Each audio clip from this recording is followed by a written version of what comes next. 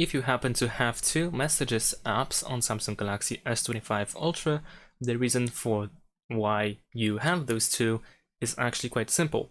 So this Messages app that you can see with this chat bubble over here is made by Google. This is a Google app, and the other one that may look like this with these dots, with the chat bubble as well, but with these three dots, this is the Samsung app.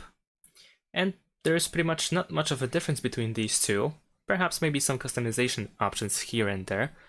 But one of the bigger differences between these two apps is that the Samsung Messages app has trash. So if you delete messages in conversations, they are not removed permanently immediately. You have 30 days to recover those files, those messages, and if you don't, then only after that they are gone. Whereas if you delete messages and conversations in the Google Messages app, then they will be immediately removed.